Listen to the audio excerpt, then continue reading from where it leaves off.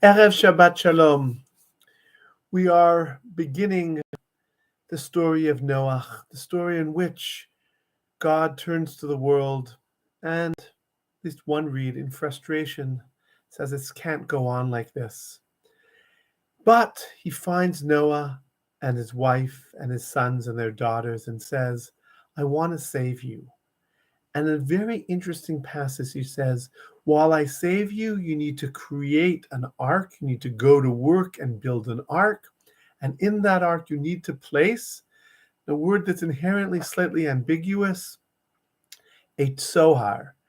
And one interpretation is Tzohar tasele teva, you'll place a window in the ark.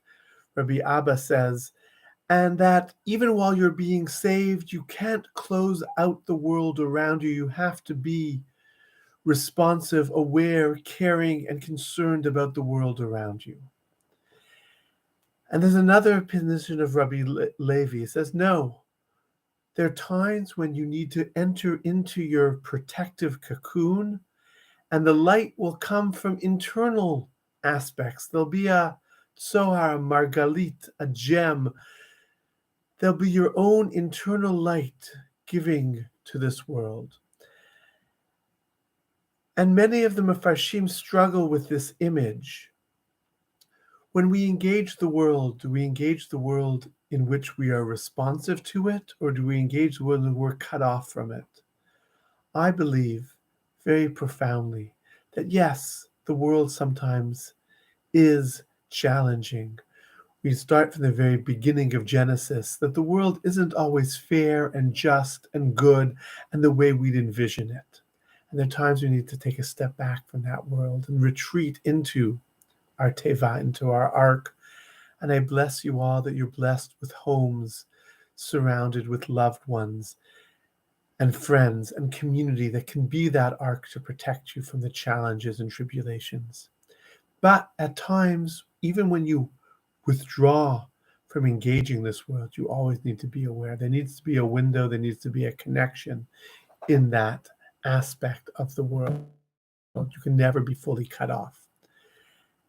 That's one perspective. The other perspective is that no, you need to enclose yourself and create your own internal light. When there's a storm outside, you can't expect the sun to come in through the window. You need to create your own light, your own energy, your own support system, with the hope and the knowledge that the storm will pass and you'll re-engage that world.